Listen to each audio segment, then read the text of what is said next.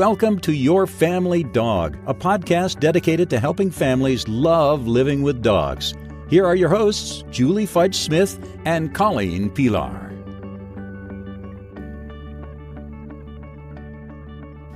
Hi, and welcome back to Your Family Dog. This is part 2 with Johanna Humbert, and she is the executive director of the Michiana Humane Society in Michigan City, Indiana, 60 miles from Chicago.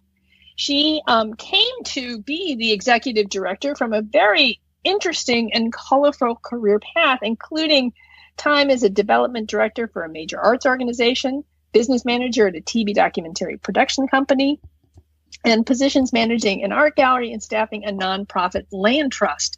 So she's had a wide variety of experiences that has brought her to the 5.5 years ago when she was appointed as the executive director of the Humane Society. She has 2 dogs at the moment, Moses and Phoebe. And anyway, thank you so much for joining us for a second round. This time, I think we're going to be talking a little bit about owners and shelters, not just shelters. So, Colleen, I believe you have the first question for Johanna. Thank you for joining us a second time. Pleased to be here.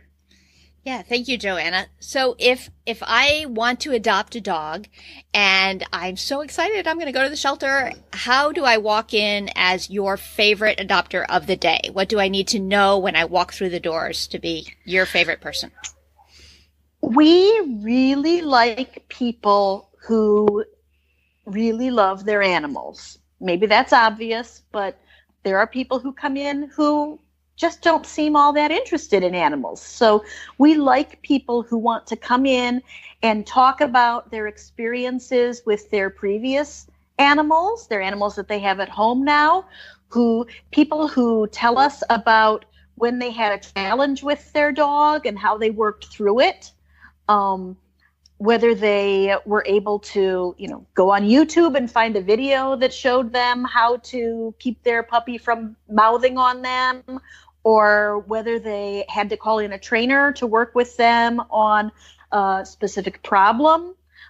People who come in and they talk to us about how they got 2 dogs who initially seemed maybe blasé about each other, how they lived, on different sides of a gate for a while before they were able to be together, and that was no problem. I, as an owner of both dogs and cats in my household, I learned very quickly the value of the baby gate, and that it takes a lot of time sometimes before you reach a level of peace in your household that you would like. And when people come in and they'll say to us, well, it took 6 months before Spooky the cat and Rocky the dog were able to, sit and watch TV with us together. And you say, 6 months? What happened during those 6 months? And they'll say, well, first we needed 2 baby gates to make sure they were separated. And then we were able to take one away and they could sniff each other through the baby gate. And then one day, Spooky jumped over the gate and Rocky chased him a little bit and Spooky got up on the shelf. And then they all seemed, we just like people who are willing to take the time and who show us, we don't mind if there are challenges at first, we'll work through them. Mm-hmm. We want to invest in the animal who we're bringing home because we see this as a 10 to 15 year commitment. That's impressive. Yes. Yes, very much so. And I was thinking that I think when you were saying that I think it's important that people realize that it's okay to admit when there were mistakes or when things didn't go well. That most of us have had experiences with the animals, most of which may have been really great, but there are bad ones. And so, we need to know that it's okay for us to say it didn't go so well with this dog. And we had to rehome him because, there's no way it was going to work in our household. That is a much more sort of adult and responsible way of dealing with the problem than just, we had one live in the barn. Right. And the other one, in the basement. No, and when people come to us and they say, well, we adopted a dog 5 years ago and he just, he kept jumping the fence and chasing cars. And we were so worried about him that we finally had to, give him up so that he could live someplace where he would be safe. That's not going to stop us from being able to adopt from you, is it? And we say, no, you loved that dog and your choice would have been to keep him. But for the dog's safety, for the dog's well-being, you made a more difficult choice to give him up so that he could live somewhere safe. That impresses us. And please don't feel like you have to hide that from us. Share that with us because that impresses us when you can put the dog's well-being before your pride or your, love for this little furry creature. Yeah, I love that you said that because that is a really hard message for people to hear sometimes, that sometimes it is a gift to rehome a dog, and that if we can look at a situation and say, was that a gift in this case? Were we helping the dog? Yeah, you were. Right. That's not something to be ashamed of or embarrassed of, and it's not something that anyone should shame them for. No, correct. And I think you'll find that many, many people who work at animal shelters and who are in this industry at some point in time have had to make that choice and have had to recognize, there's a problem here and that's not going to be worked out. And the best thing is to allow someone who doesn't have that conflict to be the person to love this animal. Yeah, I love the symmetry there too of you just talked about how you really like the adopters who are willing to work through the situations that are workable, because nothing's going to be just right off the bat totally easy, but also that it's absolutely fine to say, this isn't going to be a good fit. Even if we work hard, it's not going to be a good fit. And I think that is a hard line for people at times, and that's where a good trainer can come into play. But having an awesome shelter to support those decisions is key.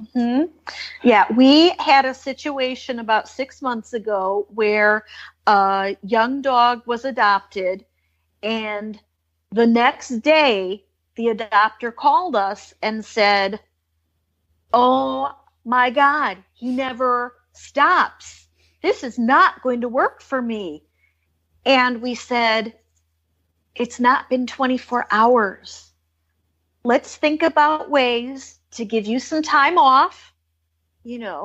Can the dog be crated? If you want to come and let the dog run in our dog park for an hour so it'll get tired, like what can we do to reduce this very, nervous burst of energy that's happening because dog was at shelter, surrounded by other dog and noise and smells, and now dog is in home with soft surfaces and loving people and doesn't know where to stop, where to look first, and so we encouraged the man, let's take a week and, try to find you ways to get moments of peace, but also help Sparky, discover that this can be a good situation. And, we find 98% of the time, the problems that exist in the first 24 hours almost work themselves out as you start to establish a relationship with the dog. Yeah.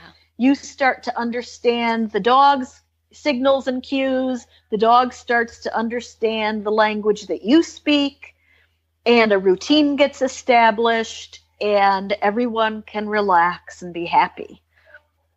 All right. Well, so inquiring minds want to know, did the dog stay with this gentleman? Yes. Oh, yes. Good. Yes. No, and, it's another example of people forming an idea just by seeing a dog's picture, seeing a dog's face. Yes. And, maybe the dog looks exactly like your last dog. And so you think he's going to behave exactly like your last dog. But guess what? They've all got personalities of their own. And then you come to realize, well, it actually did kind of bother me that my old dog liked to get up at 5:30 every morning and I like to sleep till 6:30. And this dog is a couch potato and would sleep until 8. I have to shake him on the shoulder to wake him up so I can get to work on time. And all of a sudden you discover that different personalities might work even better in your house. So when an adopter comes in and you're trying to help them match up with some personalities, what are the things that you would like them to be aware of as they get started? Well, I think that people need to take a really good look at their own lifestyle and be really honest with themselves about what they're looking for. If you are a couch potato, don't come in saying, I love the look of that dog who, is some very active young animal that is going to run around and around and around and around and around in circles because it's not getting enough exercise. Or on the other flip side, if you're a jogger, please don't come in and say, this 10-year-old fat dog, I'd like to adopt that dog. I think he'll fit into my life really well. Because a 10-year-old fat dog is not going to be a jogging dog. A 2-year-old fat dog, maybe you can turn it into a jogging dog, but a 10-year-old fat dog, not likely to make that conversion. And we find time and time again, people come in and they represent one notion. People always come in and say, we're looking for a puppy. We want to give a dog a good start, and a puppy would be great for us. And my favorite thing is if we have a litter of puppies, we say, you go into the meeting room and we'll bring in this litter of puppies and you can see who you like. And I'll tell you what, if a puppy is not right for you, 15 minutes in a room with 8 puppies racing around all over the place and peeing on the floor and chewing on things, and you'll come out and say, where are the housebroken dogs? Maybe I'd really rather have a 2-year-old dog that's gotten some of this puppy stage gone already. And we see that again and again, and we're always saying, let's just look at what you're really looking for. Yeah. Yeah.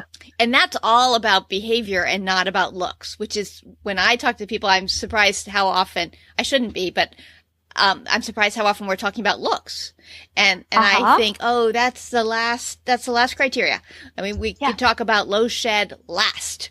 Let's talk about the couch potato question first. For me, I prefer a couch potato kind of dog. I'm a fan. And then work our way down through size and some of these other characteristics before we get into, well, I want it to be, speckled with one black eye. Right. Right. No, it's very important. My very first time that I adopted a dog, I went to the Anti-Cruelty Society and I said, here's a nice looking 6-month-old, wiry haired puppy kind of a dog, and I'd like to apply for that. And the person said, do you work? I said, yes. And they said, do you work near home? I said, well, I commute. They said, you don't want this dog. This dog is not housebroken. And if you can't get home at lunchtime and let this dog out, it's not going to be housebroken and you're going to end up returning it. And so they said, go sit in the room and we'll bring you some dogs that might be more appropriate for your apartment working day lifestyle. And first they brought out this huge St. Bernard mix who was really sad. And I couldn't in my heart.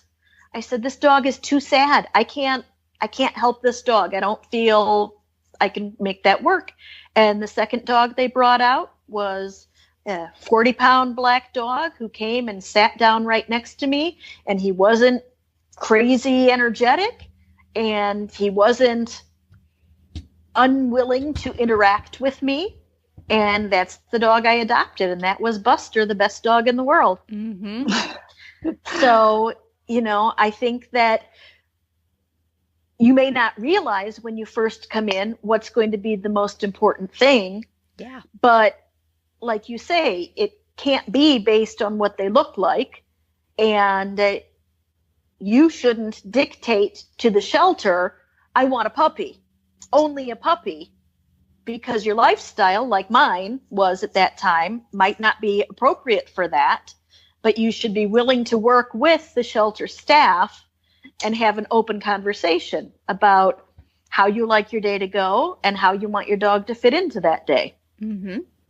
Mm-hmm. Absolutely. I was thinking, having adopted, brought into my home both puppies and older dogs, there are advantages to either way.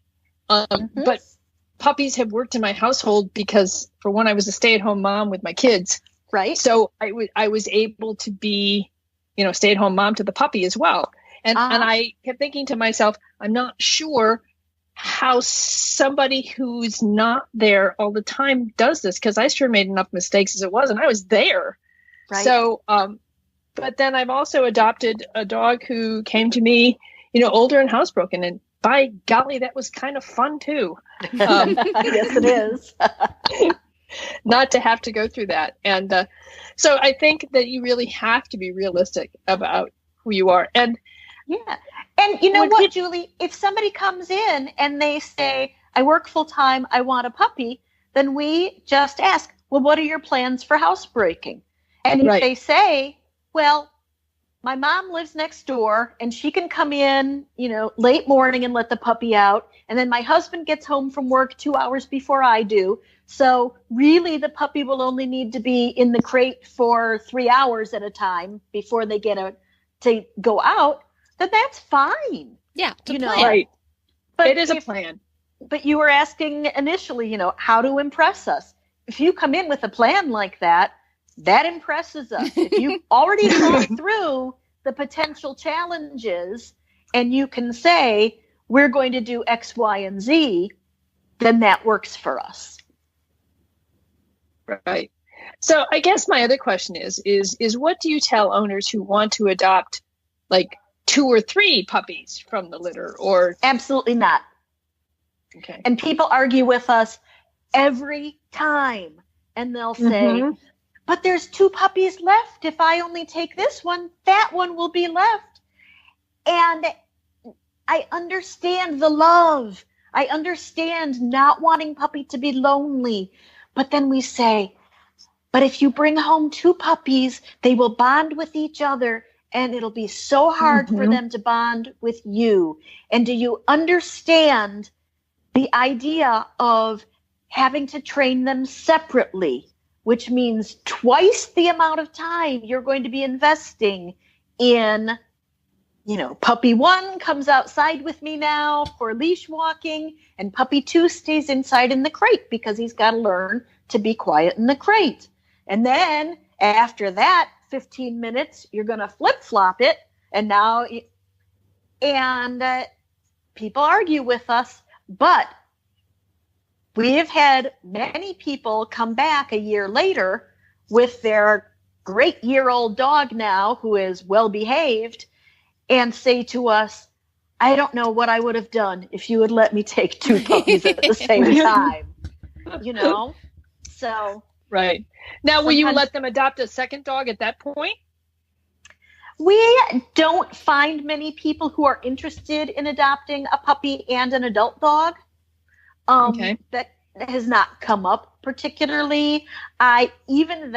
It would very much depend on the 2 dogs they were interested in and whether they could make a good case to us that they had a plan.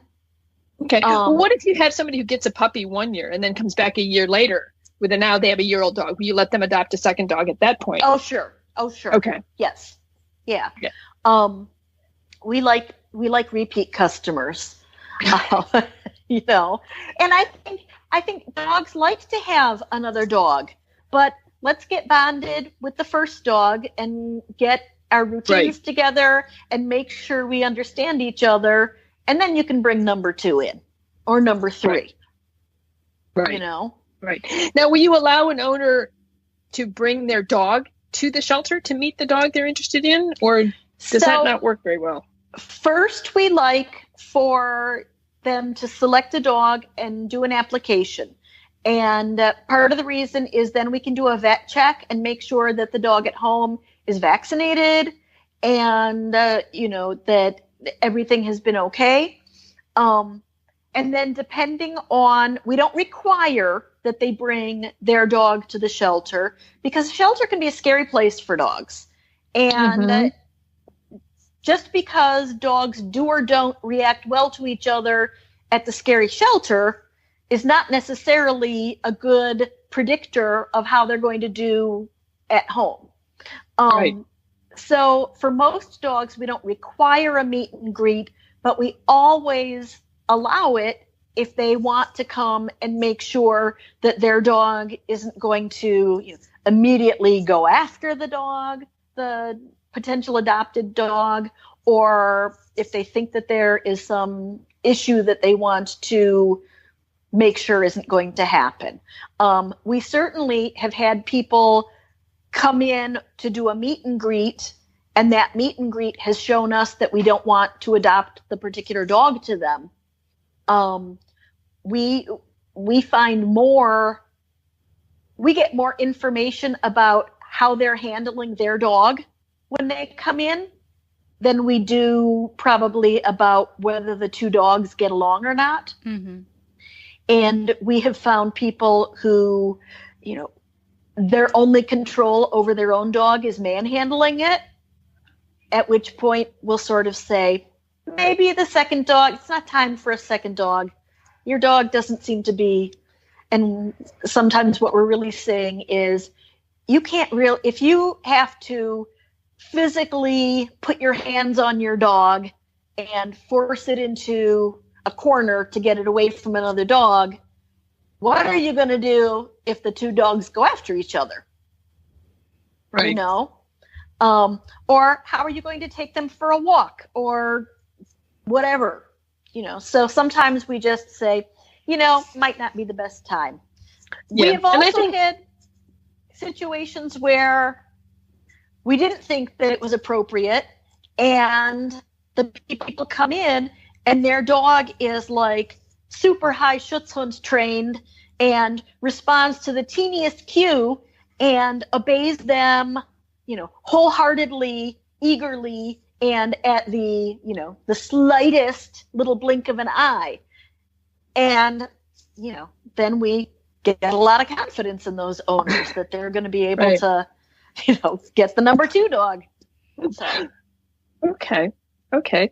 So if, what would you want owners to, I guess if an owner were to come in, what would you want the owner to we've talked a lot about your ideal owner. What do you want the owner to ask you? What is the first question you want to hear an owner ask you? Once they have selected the dog who they're interested in, I think we like them to ask what behavior we've observed in that dog. People will ask, does he walk well on a leash? Does he seem to be house trained? Because, there are certain times of the day when our dogs are left for a considerable period of time in their kennels, so they might have accidents. But if someone says, is this dog housebroken?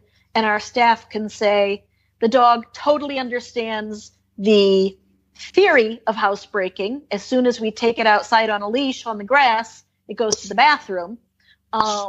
So it's nice when people inquire about behavior, housebreaking. Sometimes they ask questions about energy level that we've observed. Sometimes they ask us about what have been your observations of this dog with other dogs in the shelter? Even if they don't have a dog at home, they want to know, am I going to be able to walk this dog in my community? And if I am walking the dog, is it going to want to run up to every dog and sniff it? Which, is not necessarily bad behavior, but you might want to teach the dog to look for permission before it goes to sniff. Or is the dog going to be trying to get away every time there's another dog? Is the dog afraid of dogs? That sort of thing. People frequently want to know if the dog gets along with cats, and that's kind of a tricky question for us to answer. We can do sort of a very basic cat test, but again, behavior in the shelter doesn't necessarily predict behavior at home. And Right. we're always telling people, we cannot tell you 100% how the dog that you see today is going to be in a week in your home, with your acre fenced yard, Right. and your cat running in and out at all times of the day and night. We don't know. That's right. So- That's right.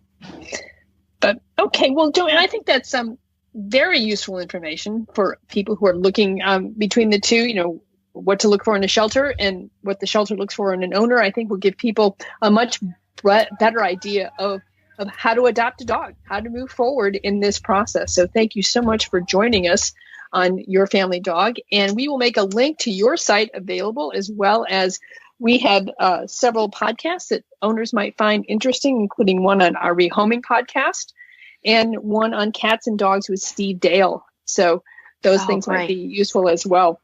So thank you so much for joining us, and best of luck to you and the Humane Society in Michigan City, Indiana.